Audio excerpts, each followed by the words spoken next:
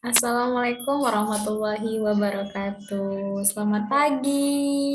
Waalaikumsalam warahmatullahi wabarakatuh. Pagi. Oke, selamat pagi ya.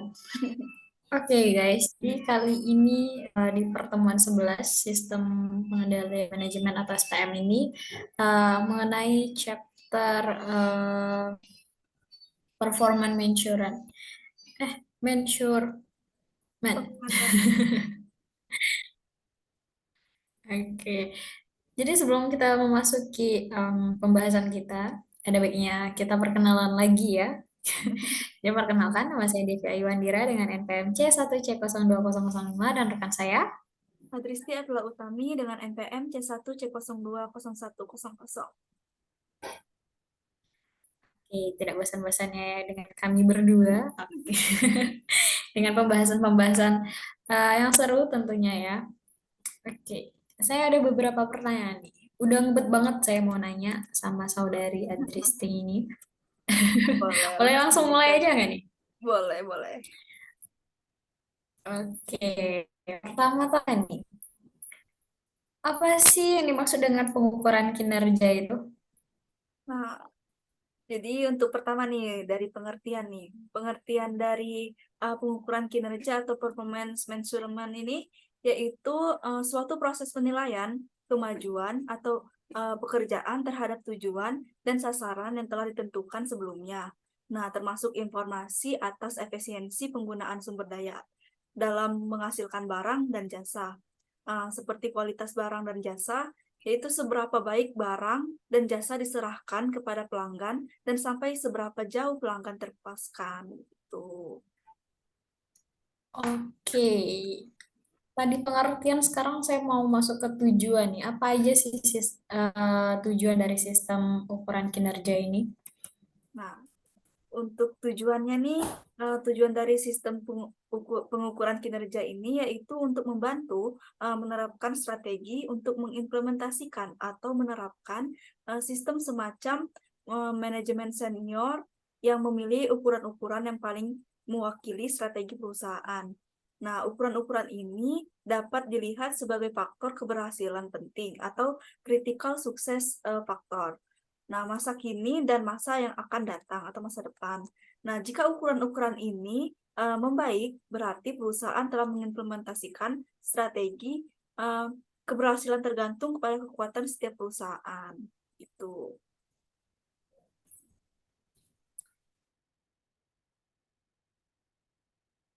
Mood. Oke nih, karena tadi udah di-spill masalah ukur dan pengukuran nih. Mananya dong, mengapa mengapa hanya mengandalkan pada ukuran-ukuran keuangan saja? Eh, Keuangan saja tuh saya rasa tuh nggak cukup ya. Dan faktanya dapat menjadi difungsionalkan itu kenapa?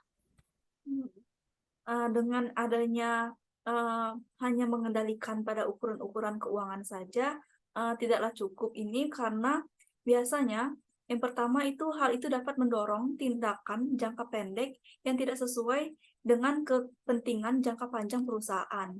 Lalu yang alasan kedua yaitu manajer unit bisnis mungkin tidak mengambil tindakan yang berguna untuk jangka panjang guna memperoleh laba jangka pendek. Nah, yang ketiga yaitu menggunakan laba jangka pendek sebagai satu-satunya tujuan yang dapat mendistorsi komunikasi antara manajer unit bisnis dengan manajer senior. Nah, yang terakhir yaitu alasannya itu pengendalian keuangan yang ketat dapat memotivasi manajer untuk memanipulasi data. Nah, singkatnya, mengandalkan pada ukuran keuangan saja tidak mencukupi untuk memastikan bahwa strategi akan dilaksanakan dengan sukses. Nah, solusinya adalah untuk mengukur dan mengevaluasi manajer unit bisnis menggunakan berbagai ukuran baik non-keuangan maupun keuangan. Nah, ukuran-ukuran non-keuangan yang mendukung implementasi strategi ini disebut sebagai faktor kunci keberhasilan atau indikator kunci kinerja. Itu. Oke, terus mau nanya lagi nih tentang balance scorecard. Udah pernah dengar nggak belum sebelumnya? Jadi di dalam balance scorecard ini adalah salah satu contoh dari sistem ukuran kinerja. Nah, itu bisa dijelasin nggak apa aja presentifnya? Hmm. Benar sekali, balance scorecard ini merupakan suatu contoh dari sistem ukuran kinerja. Nah, menurut pendukung pendekatan ini, unit bisnis harus diberikan cita-cita yang dan diukur dari 4 perspektif. Yang pertama yaitu keuangan. Nah, contohnya yaitu margin laba, tingkat pengembalian atas aktiva, dan arus kas. Nah, yang kedua yaitu perspektif pelanggan. Contohnya yaitu pasar, pangsa pasar, indeks kepuasan pelanggan. Nah, yang ketiga yaitu perspektif bisnis internal. Contohnya yaitu retensi karyawan, pengurangan waktu siklus. Dan yang terakhir yaitu perspektif inovasi dan pembelajaran. Contohnya yaitu presentasi penjualan dari produk baru. Nah, balance scorecard ini memelihara keseimbangan antara ukuran-ukuran strategis yang berbeda dalam suatu usaha mencapai keselarasan cita-cita, sehingga dengan demikian mendorong karyawan untuk bertindak sesuai dengan kepentingan terbaik organisasi. Nah, ini merupakan alat yang membantu fokus perusahaan memperbaiki komunikasi, menetapkan tujuan organisasi, dan menyediakan umpan balik atas strategi. Tiap ukuran pada balance scorecard ini membahas suatu aspek dari strategi perusahaan. Nah, dalam penetapan balance scorecard, eksekutif harus memilih bauran dari ukuran yang pertama secara akurat mencerminkan faktor kunci yang akan menentukan keberhasilan strategi perusahaan. Nah, yang kedua itu menunjukkan hubungan antara ukuran-ukuran individual dalam hubungan sebab akibat. Lalu mengidentifikasi bagaimana ukuran-ukuran non-keuangan mempengaruhi hasil keuangan jangka panjang. Dan yang ketiga, yaitu memberikan pandangan luas mengenai kondisi perusahaan saat ini. Gitu.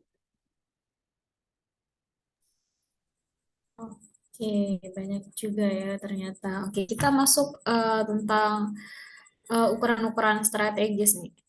Jadi di suatu sistem penilaian kinerja eh, berusaha biasanya itu untuk memenuhi kebutuhan dari pihak pemangku kepentingan, kepentingan atau kita sebut dengan stockholder kayak gitu ya. Terus yang berbeda dari organisasi perusahaan dengan menciptakan campuran dari ukuran-ukuran strategis ini. Nah, di sini ada nggak sih? Coba jelasin apa aja sih ukuran-ukuran strategis ini? Nah, untuk ukuran-ukuran strategis ini yaitu dapat mencakup ukuran hasil dan pemicu, lalu ukuran keuangan dan non-keuangan, dan yang terakhir itu ukuran internal dan eksternal.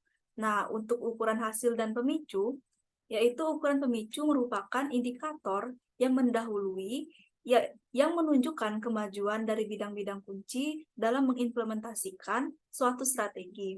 Nah, waktu siklus merupakan contoh dari ukuran pemicu. Sementara ukuran hasil hanya menunjukkan hasil akhir. Ukuran pemicu dapat digunakan di tingkat yang lebih rendah dan mengidentifikasi perubahan-perubahan inkremental yang pada akhirnya akan sangat mempengaruhi hasil. Nah, yang kedua itu ada ukuran keuangan dan non-keuangan. Nah, organisasi telah mengembangkan sistem yang sangat canggih untuk mengukur kinerja keuangan. Nah, sayangnya seperti banyak ditemukan oleh perusahaan di Amerika Serikat, selama tahun 1980-an ini, banyak industri yang dipicu oleh perusahaan dalam bidang non-keuangan, seperti kualitas dan kepuasan pelanggan. Nah, yang pada akhirnya mempengaruhi kinerja keuangan perusahaan. Nah, meskipun mereka mengakui pentingnya ukuran non-keuangan, banyak organisasi yang gagal untuk memasukkan dalam tinjauan kinerja tingkat eksekutif karena ukuran-ukuran ini cenderung kurang canggih dibandingkan dengan ukuran keuangan, dan manajer senior kurang terampil dalam menggunakannya. Nah, lalu yang terakhir ada ukuran internal dan eksternal. Nah, perusahaan harus mencapai keseimbangan antara ukuran eksternal seperti kepuasan pelanggan dengan ukuran-ukuran dari proses bisnis internal seperti hasil produksi. Nah, terlalu sering perusahaan mengorbankan pengembangan internal untuk memperoleh hasil eksternal atau mengabaikan seluruh hasil eksternal karena secara salah meyakini bahwa ukuran internal yang bagus sudah mencukupi gitu. Oke, pertanyaan terakhir nih. Masih tentang pengukuran-pengukuran nih. Bagaimana sih tentang proses pengukuran kinerja yang dapat membantu manajer dalam pengambilan keputusan ini kayak gimana? Nah, jadi untuk proses pengukuran kinerja itu memberikan data dan informasi yang diperlukan untuk menganalisis kinerja saat ini dan membandingkannya dengan tujuan yang telah ditetapkan. Nah, ini membantu manajer dalam mengidentifikasi masalah, lalu peluang dan tren yang mungkin mempengaruhi organisasi. Nah, dengan informasi ini, manajer dapat membuat keputusan yang lebih baik dan merancang strategi yang lebih efektif. Begitu. Oke, mungkin dari saya cukup ya. Dari berapa tuh? Hmm, 6 ya. 6 pertanyaan yang sudah saya lontarkan kepada saudari Adisti dan sudah sepertinya sudah cukup eh, menambah wawasan saya untuk lebih memahami ini. Boleh nih langsung nanya-nanya Devi? Oh, boleh dong. Boleh. Oke. Mau nanya nih, apa peran kunci dari Key Performance Indicator atau KPIs ini dalam mengukur kinerja? Oke, jadi KPIs ini adalah indikator utama yang digunakan untuk mengukur kinerja organisasi atau unit bisnis. Nah, biasanya mereka ini memberikan fokus pada aspek-aspek yang lebih penting untuk mencapai tujuan organisasi. Kemudian KPIs ini membantu dalam memantau progres, mengidentifikasi perubahan yang diperlukan, dan juga memberikan ukuran yang jelas untuk suatu keberhasilan. Seperti itu. Itu. Bagaimana sih mengidentifikasi KPIs ini yang sesuai dengan suatu organisasi? Oke, jadi untuk mengidentifikasi KPIs ini memerlukan pemahaman yang mendalam tentang tujuan dan strategi organisasi. Kemudian KPIs ini harus relevan, terukur, kemudian dapat dicapai dan juga sesuai dengan visi misi suatu organisasi tersebut.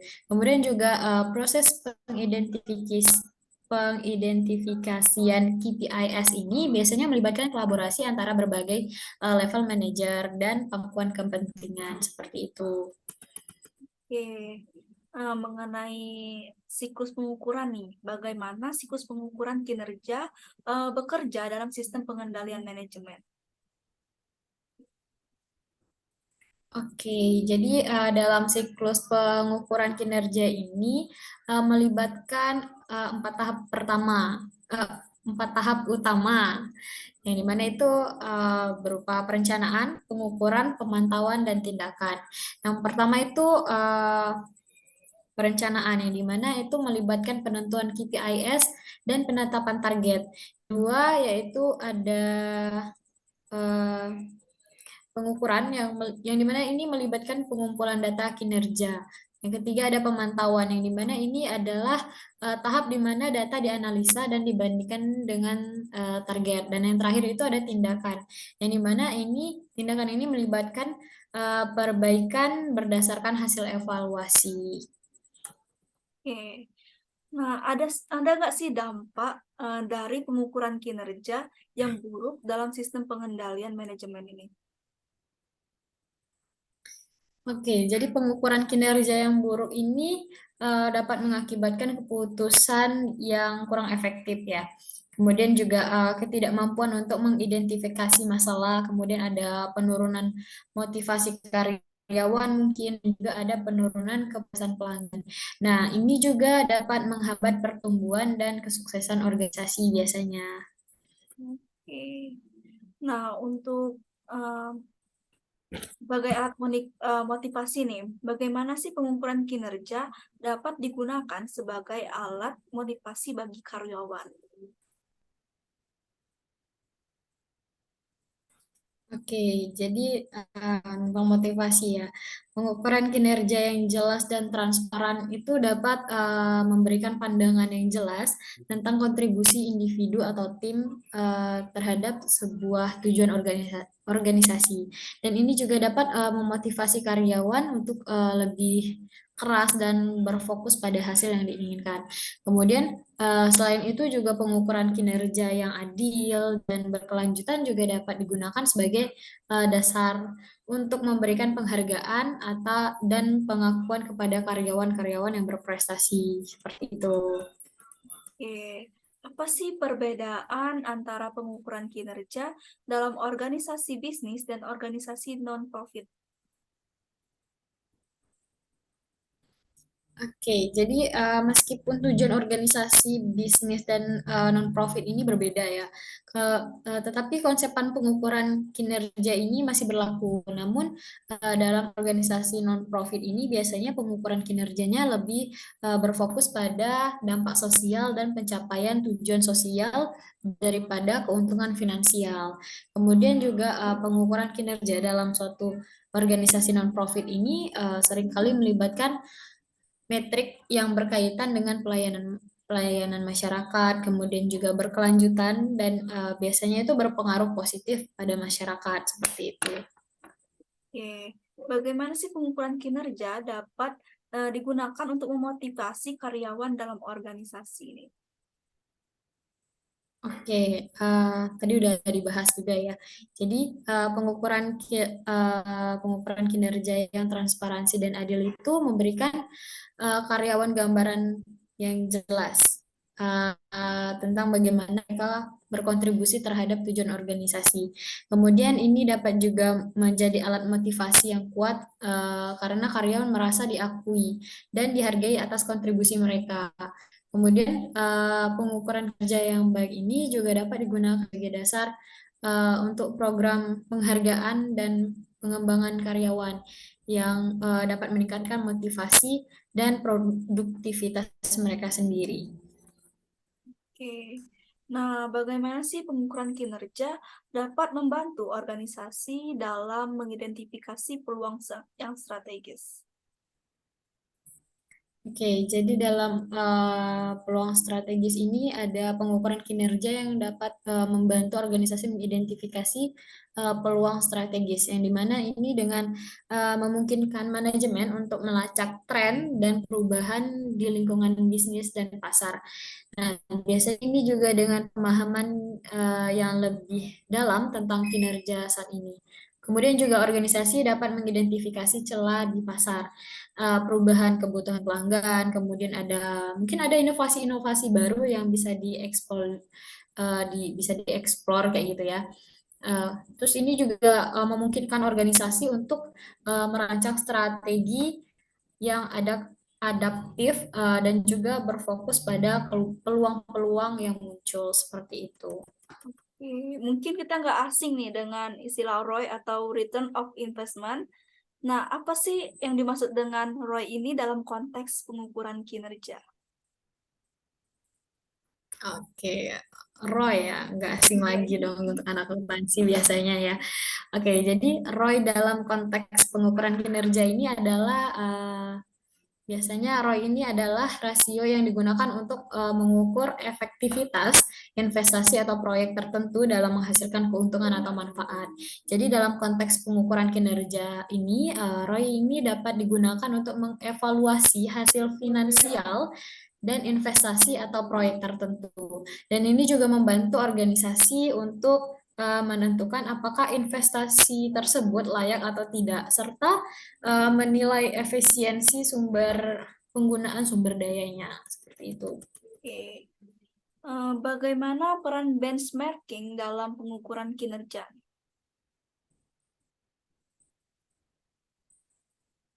Oke, jadi benchmarking ini melibatkan apa ya? perbandingan kinerja organisasi dengan organisasi sejenis atau pemimpin industri, mungkin dalam rangka untuk mengidentifikasi peluang perbaikan.